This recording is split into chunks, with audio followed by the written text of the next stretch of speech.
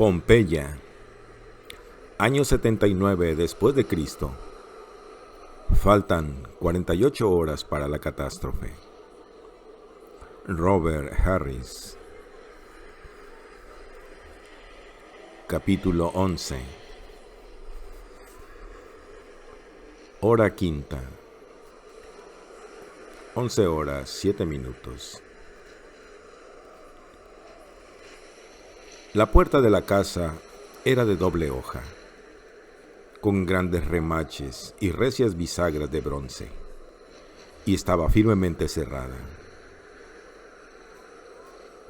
Atilio llamó repetidas veces golpeando con el puño. El ruido que hizo le pareció demasiado débil para que fuera oído por encima del barullo de la calle. Sin embargo, los batientes se entreabrieron de inmediato y apareció el portero. Un nubio enorme y fornido, vestido con una túnica carmesí sin mangas. Los gruesos y negros brazos y cuello, fuertes como troncos, relucían de aceite, igual que madera pulida. Un portero digno de su puesto, según veo, dijo Atilio. El hombre no sonrió. Diga, ¿qué desea? Marco Atilio, aguador del agua Augusta. Desea presentar sus respetos a Lucio Popidio Secundo. Hoy es festivo. No está en casa.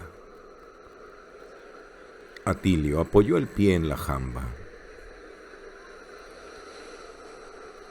Ahora sí que lo está.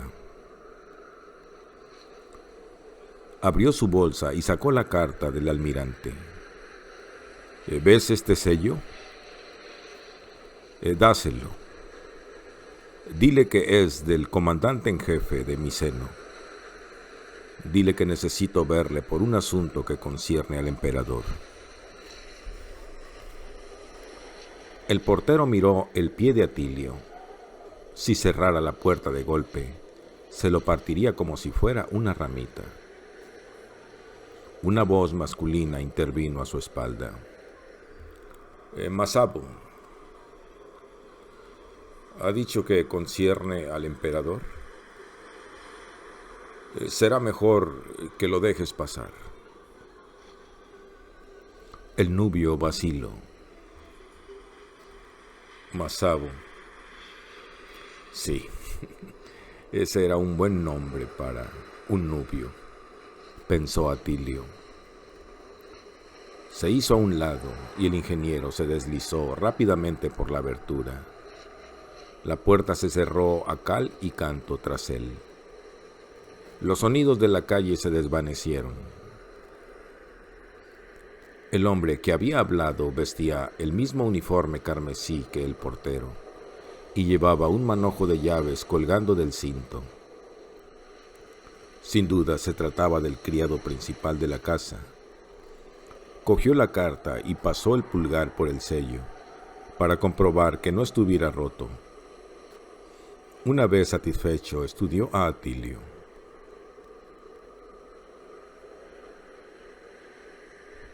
Lucio Popidio tiene huéspedes con ocasión de la Vulcanalia, pero me aseguraré de que lo reciba.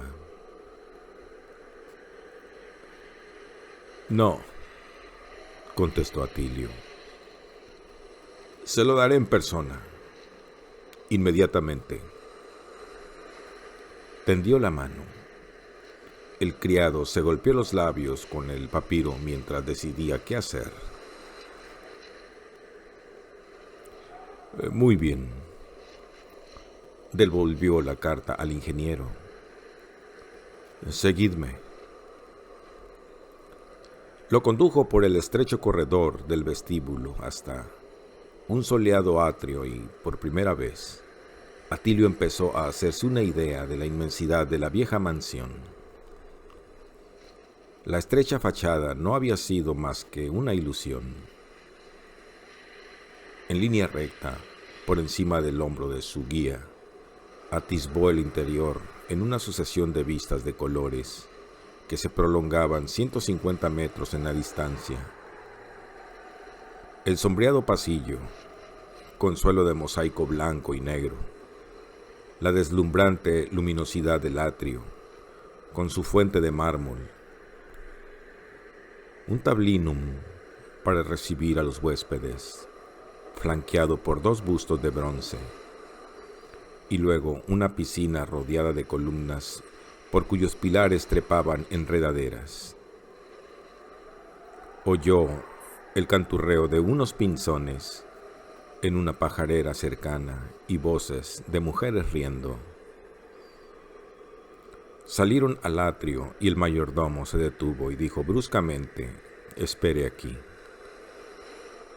antes de desaparecer por la izquierda tras una cortina que ocultaba un estrecho corredor.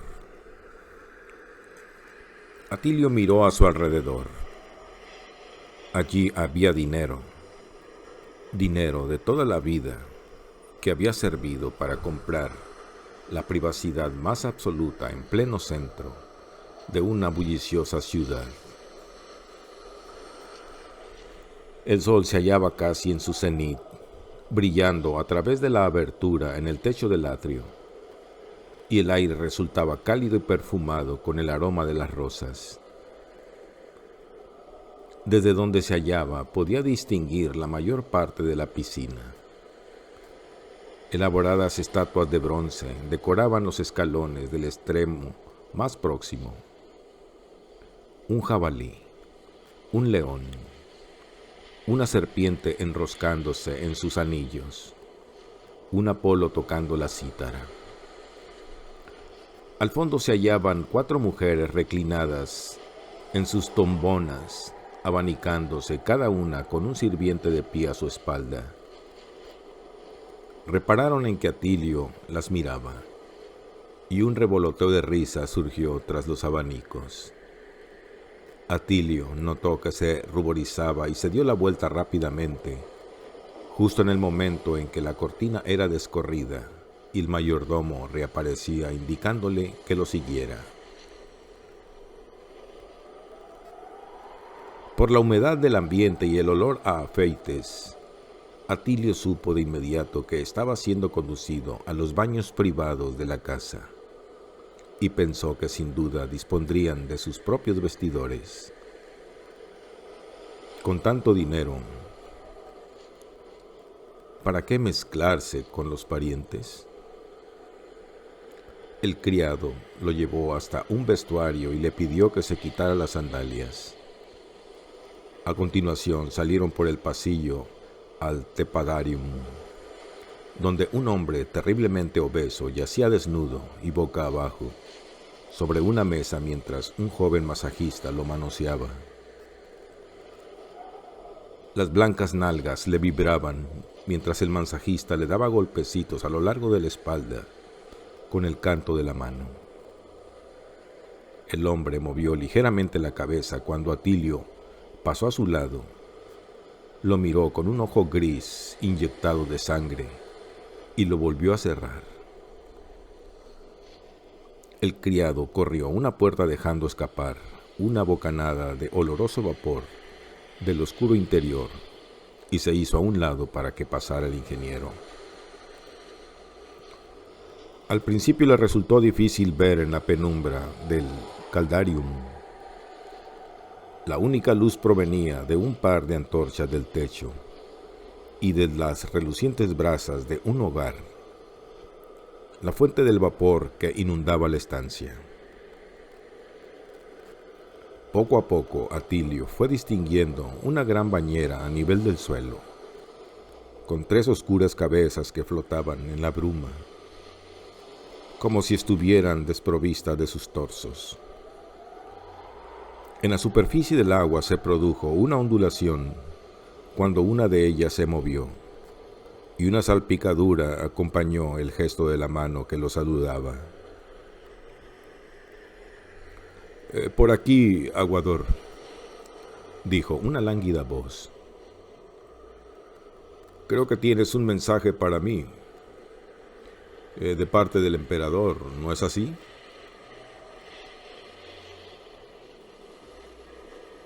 No conozco a estos, Flavio. Descienden de antiguos recaudadores de impuestos, o eso creo. En cualquier caso, Nerón era buen amigo mío. Otra cabeza se movió. Acerca una antorcha, ordenó su propietario. Veamos al menos quién nos molesta en un día festivo.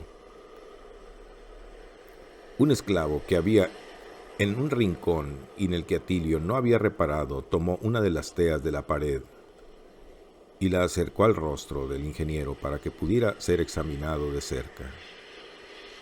Las tres cabezas se volvieron hacia Atilio, que notó cómo los poros de la piel se le abrían y el sudor le corría por el cuerpo. El suelo de mosaicos le abrazaba las plantas de los pies y cayó en la cuenta de que se hallaba en un hipocaustum. Sin duda, el lujo se sumaba al lujo en casa de los Popidio. Se preguntó si en su época de esclavo Ampliato habría sido obligado a sudar la gota gorda en pleno verano dentro de aquel horno. El calor de la antorcha en el rostro le resultó insoportable. Este no es un lugar para tratar los asuntos del emperador, dijo mientras apartaba el brazo del esclavo. ¿Con quién estoy hablando? Desde luego se trata de un tipo grosero, comentó la tercera cabeza. Soy Lucio Popidio, dijo la voz lánguida, y estos caballeros son Cayo Cuspio y Marco Olconio. Y nuestro honorable amigo del Tepidarium es Quinto Britio. ¿Sabes ya quiénes somos? Son los 4 magistrados electos de Pompeya. Correcto, replicó Popidio. Y esta es nuestra ciudad, Aguador, así que controla tu lengua. Atilio sabía cómo funcionaba el sistema. Como ediles, Popidio y Cuspio otorgaban las licencias para cualquier negocio, desde los burdeles hasta los baños públicos. Eran responsables de que las calles se mantuvieran limpias, los templos abiertos y de que corriera el agua. Olconio y Britio formaban el duoviri, la comisión compuesta por 2 hombres que presidían los tribunales y administraban justicia. Una flagelación aquí, una crucifixión allá. Y aplicaban multas para llenar las arcas de la ciudad, siempre que les era posible. No podría hacer casi nada sin su ayuda, así que se obligó a permanecer de pie y en silencio, a la espera de que fueran ellos los que preguntaran. Tiempo, pensó. Estoy perdiendo un tiempo precioso. Bien, dijo Popidio al cabo de un rato.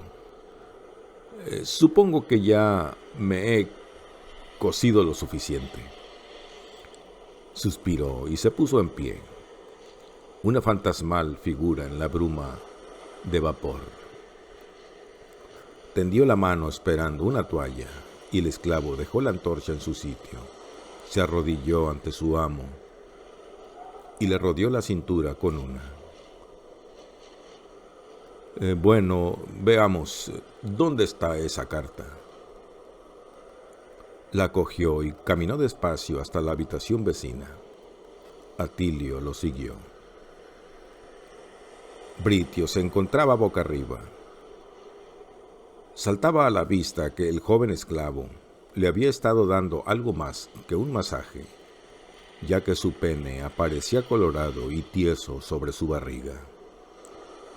Apartó las manos del masajista y buscó una toalla. Tenía el rostro arrebolado y miró aviesamente a Atilio.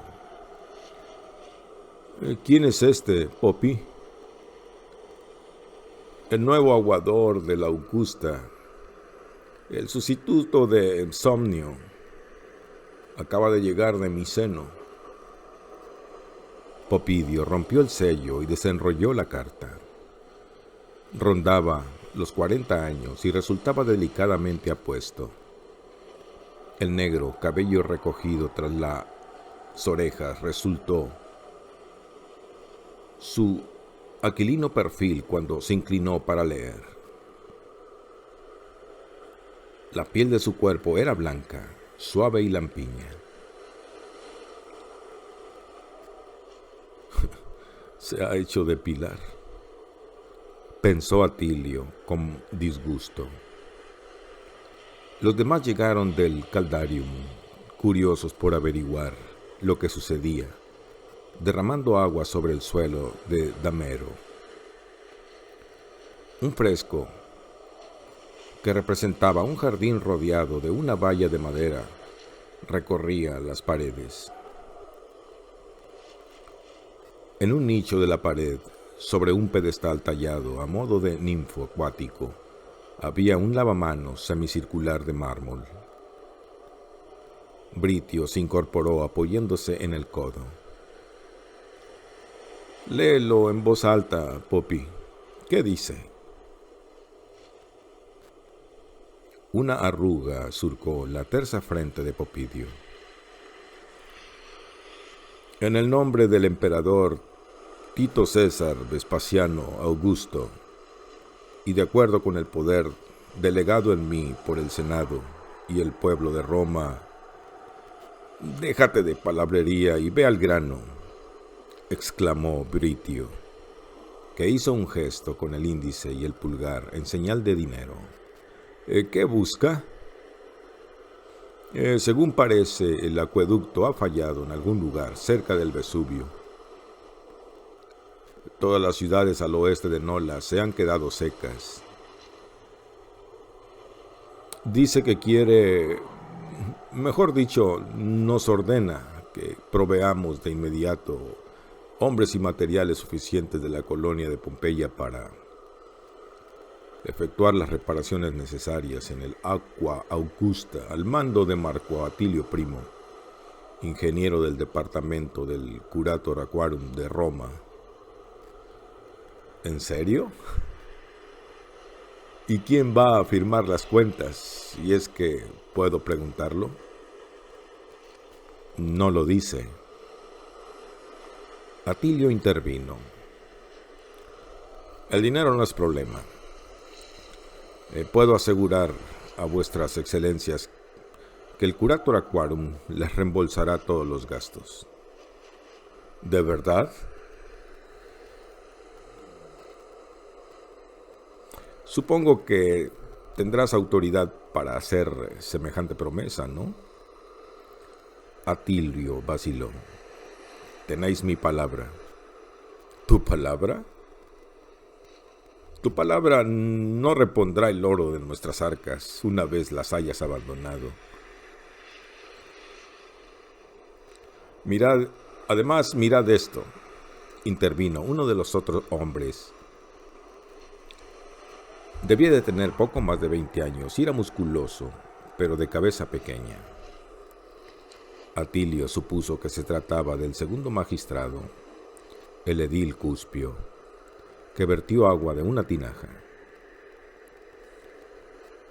Aquí tenemos su ministro, ¿lo veis? Por lo tanto, yo me pregunto, ¿qué tiene que ver todo esto con nosotros? ¿Ha venido en busca de hombres y materiales? Pues que se vaya a mendigarlos a las ciudades que se han quedado sin agua. Que se vaya a Nola. Aquí nadamos en agua, mirad. Y para recalcar su afirmación, abrió la éspita aún más y dejó correr el líquido. Además, esto es bueno para el negocio, dijo Britio maliciosamente. Todo aquel de la bahía que desee beber o darse un baño tendrá que venir a Pompeya. Y en día festivo, ¿tú qué dices, Olconio? El más anciano de los magistrados se ajustó la toalla como si fuera una túnica. Para los sacerdotes resulta ofensivo ver hombres trabajando en día festivo, comentó juiciosamente. La gente debería hacerlo, lo que nosotros, reunirse con sus familiares y amigos y observar los ritos religiosos. Voto que, con todo el respeto al almirante Plinio, le digamos a este joven que se largue echando leches de aquí. Britio estalló en una carcajada y aporreó la mesa en señal de aprobación. Popidio sonrió y enrolló el pergamino. Creo que ya tienes tu respuesta, Aguador. ¿Por qué no vienes mañana y vemos lo que se puede hacer? Intentó devolverle la carta, pero Atilio alargó el brazo más allá de él y cerró el grifo con fuerza. Menudo aspecto ofrecían aquellos tres goteando agua, su agua.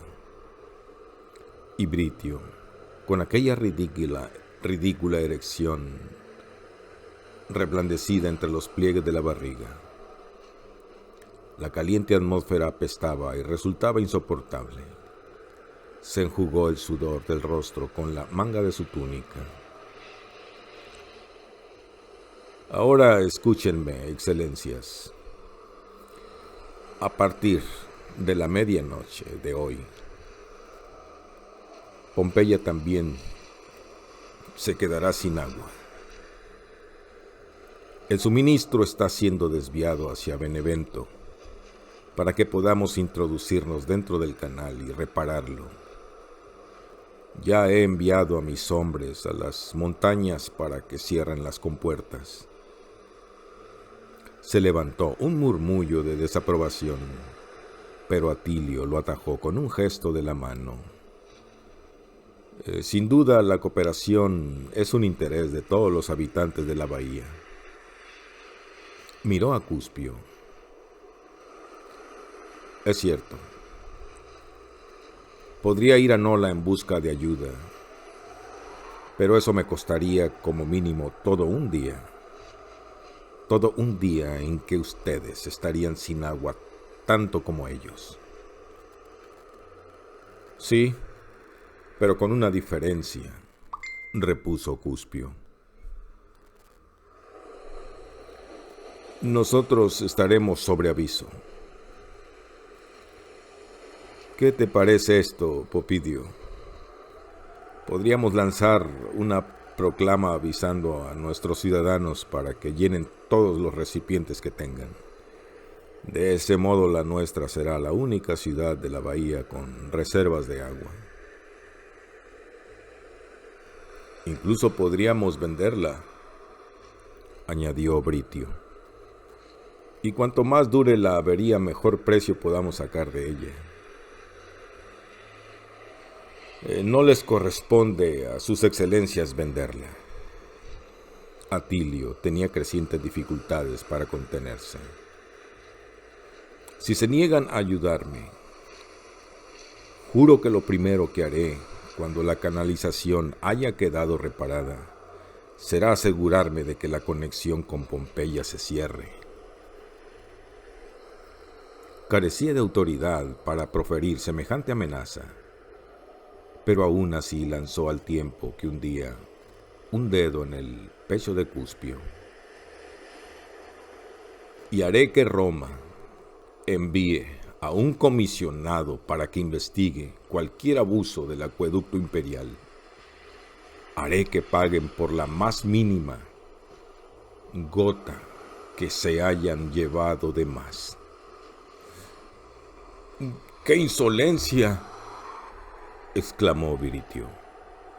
«Me ha tocado», gritó Cuspio colérico. Lo habéis visto todos. Esta basura me ha puesto la mano encima.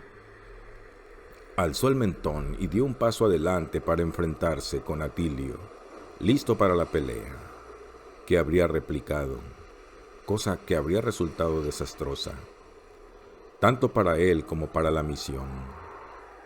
Si la cortina no hubiese sido descorrida para revelar a otro hombre, uno que había estado todo el tiempo en el pasillo escuchando la conversación. Atilio solo lo había visto una vez, pero no estaba dispuesto a olvidar fácilmente a Numerio Popidio Ampliato. Lo que más sorprendió a Atilio una vez se hubo recobrado de la sorpresa de volverlo a ver fue el respeto que los demás le demostraban. Incluso Britio pasó las piernas por encima del borde de la mesa y enderezó la espalda, como si resultara poco respetuoso estar tumbado en presencia de aquel antiguo esclavo. Ampliato apoyó una mano en el hombro de Cuspio para refrenarlo. Le susurró unas palabras al oído, le guiñó el ojo y le revolvió el cabello, todo sin apartar la mirada de Atilio. El ingeniero se acordó de los restos sanguinolentos del esclavo en la balsa y de la desgarrada espalda de la madre de éste. ¿Qué es todo esto, caballeros? Ampliato sonrió bruscamente y señaló a Atilio. Discutiendo en los baños en un día de guardar, resulta de lo más inapropiado. ¿Qué modales son esos? Es el nuevo aguador del acueducto, intervino Popidio. Conozco a Marco Atilio. Ya nos hemos encontrado, ¿no es cierto, aguador? Puedo ver eso. Tomó la carta de manos de Popidio, le echó una rápida ojeada y se volvió hacia Atilio. Vestía una túnica bordada de oro. Sus cabellos aparecían relucientes y olía a los mismos caros ungüentos que el ingeniero había percibido el día anterior. ¿Cuál es tu plan? Seguir la conducción de Pompeya hasta su empalme con el Augusta. A partir de ahí, seguir el canal principal en dirección a Nola hasta que descubra la rotura. ¿Y qué necesitas? No lo sé exactamente. Atilio vaciló. La aparición de Ampliato lo había desconcertado. Légamo, putiolanum, ladrillos, tablas, antorchas, hombres. ¿Cuánto de cada? Puede que 6 ánforas de légamo para empezar. Una docena de capazos de putiolanum, 50 piezas de madera, unos 500 ladrillos y tantas antorchas como sea posible. Además, necesitaré 10 pares de brazos fuertes. Puede que me haga falta algo más. Eso dependerá de lo dañado que esté el acueducto. ¿Cuánto tardarás en saberlo? Uno de mis hombres debe informarme esta tarde. Ampliato asintió. Bien, excelencias, si deseáis saber mi opinión, creo que deberíamos hacer todo lo que esté en nuestras manos para ayudar. Que no se diga nunca que la antigua colonia de Pompeya dio la espalda a una petición del emperador. Además, tengo una pesquería en mi seno que consume tanta agua como vino bebe Brito. Quiero que el acueducto vuelva a funcionar lo antes posible. ¿Qué decís? Los magistrados cruzaron incómodas miradas. Al final, Popidio dijo: puede que nos hayamos precipitado. Solo Cuspio se arriesgó a mostrarse desafiante. Sigo creyendo que es responsabilidad de Nola y Ampliato lo cortó en seco. Asunto resuelto. Pues, Marco Atilio, si tienes la bondad de esperar afuera, veré de ocuparme de que disponga de todo lo que necesitéis. Llamó por encima del hombro al criado. Escutario, trae las sandalias al aguador. Ninguno de los demás miró o dirigió la palabra al ingeniero. Parecían escolares traviesos pillados por su maestro peleándose. Atilio recogió su calzado y salió del tepidarium al oscuro pasillo. La cortina fue rápidamente corrida a sus espaldas. Se oyó contra la pared mientras se ajustaba las sandalias e intentó escuchar lo que se decía adentro, pero no llegó a captar nada. Desde el atrio le llegó el sonido de alguien que se zambullía en la piscina. Aquel recordatorio de que la casa celebraba un día festivo hizo que se decidiera. No se atrevió a que le descubrieran husmeando, así que apartó la segunda cortina y salió a la deslumbrante claridad del sol.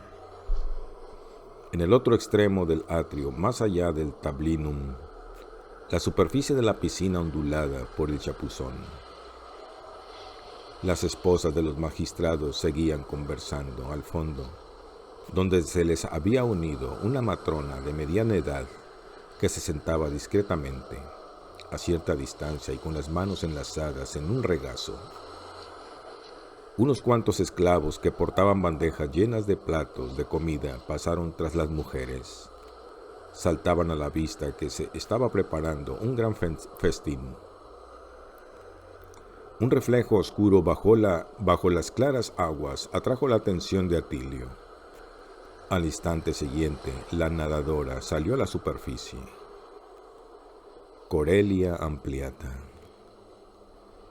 Había pronunciado su nombre en voz alta y sin darse cuenta, pero ella no lo oyó, sino que echó de cabeza hacia atrás y se recogió el cabello con ambas manos, con los ojos cerrados. Tenía los brazos abiertos y el pálido rostro vuelto hacia el sol, ajena a que él la contemplara. Corelia, susurró para no llamar la atención de las otras mujeres. Esa vez ella se volvió. Tardó un instante en localizarlo por el deslumbramiento, pero cuando lo vio empezó a vadear la piscina hacia él. Vestía una fina camisola que le llegaba casi hasta las rodillas, y al salir de la piscina se cubrió pudorosamente los senos y el bajo vientre con sus mojados brazos, igual que una discreta Venus que surgiera de las aguas. Atilio entró en el tablinium y caminó hacia la piscina, pasando al lado de las máscaras funerarias del clan de los Popidio. Rojas cintas unían las imágenes de los fallecidos mostrando quién estaba emparentado con quién en un enrevesado dibujo que se extendía varias generaciones hacia atrás en el tiempo. Aguador, tienes que salir de aquí, susurró Corelia, que se hallaba de pie en los peldaños semicirculares que formaban el acceso a la piscina. Sal, vete. Mi padre está aquí y si te ve, ya es demasiado tarde. Nos hemos encontrado, contestó Atilio, que no obstante se retiró un poco para permanecer oculto a las miradas de las otras mujeres. Debería apartar la vista de ella, se dijo. Sería lo decente. Pero no pudo quitarle los ojos de encima. ¿Qué estás haciendo aquí? ¿Qué estoy haciendo aquí? Lo miró como si él fuera idiota y se le acercó. ¿En qué otro sitio podría estar? Esta casa es de mi padre. Al principio, Atilio no comprendió el significado de aquellas palabras. Pero si me dijeron que aquí vivía Lucio Popidio. Y aquí vive. Entonces, seguía confuso. Nos vamos a casar. Lo dijo en tono inexpresivo y con un encogimiento de hombros, un gesto que tenía algo terrible, la más total desesperanza. Y de repente Atilio lo vio todo claro. El motivo de la súbita aparición de Ampliato, la actitud respetuosa de Popidio hacia él, la forma en que los demás lo habían imitado.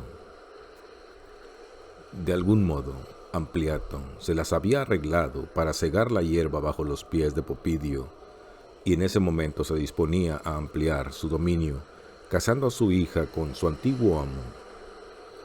La idea de que aquel maduro conquistador, con su cuerpo fofo y depilado, pudiera compartir el lecho de Corelia, lo llenó de inesperada furia, por mucho que se repitiera que el asunto no le concernía lo más mínimo. Pero sin duda un hombre de la edad de Popidio ya debe de estar casado. Lo estaba. Lo han obligado a divorciarse. ¿Y qué piensa él de semejante arreglo? Naturalmente, cree que resulta despreciable emparejarse con alguien tan inferior, lo mismo que tú pareces creerlo. En absoluto, Corelia. Se apresuró a contestar. Vio que ella tenía lágrimas en los ojos. Al contrario, creo que vales 100 como él, 1000. Lo odio, exclamó, pero Atilio no pudo decir si se refería a Popidio o a su padre. Del pasillo le llegó un sonido de pasos y la voz de Ampliato que lo llamaba. ¡Aguador! Corelia se estremeció. Por favor, márchate. Te lo ruego. Fuiste bueno apoyándome ayer. No permitas que él te atrape como ha atrapado al resto de nosotros. Atilio se embaró. Soy ciudadano romano, nacido libre, y estoy al servicio del curator aquarum del emperador. He venido en misión oficial para reparar el acueducto imperial. No soy ningún esclavo que pueda ser arrojado a las morenas, o una pobre mujer a la que puedan azotar hasta matarla. Entonces fue Corelia quien se horrorizó y se llevó las manos a la boca. ¿Atia? Atia, sí. Supongo que ese debe de ser su nombre. La encontré la noche pasada en la calle y me la llevé a mis aposentos. Había sido azotada hasta dejarla inconsciente y abandonada para que muriera como un perro. ¡Monstruo! Corelia retrocedió con el rostro entre las manos y se volvió a meter en el agua.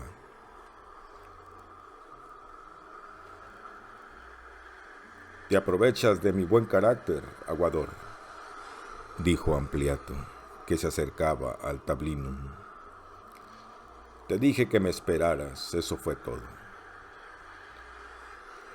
Acto seguido fulminó a Corelia con la mirada. Deberías saber cómo comportarte, especialmente después de lo que te dije ayer. Celsia, gritó al otro extremo de la piscina, y la mujer, de aspecto ratonil, en la que Atilio había reparado, se incorporó de un salto. Saca a nuestra hija del agua. Es impropio de ella que enseñe las tetas en público. Luego se volvió hacia Atilio. Míralas allí. Son igual que una bandada de gallinas gordas y viejas en sus nidos.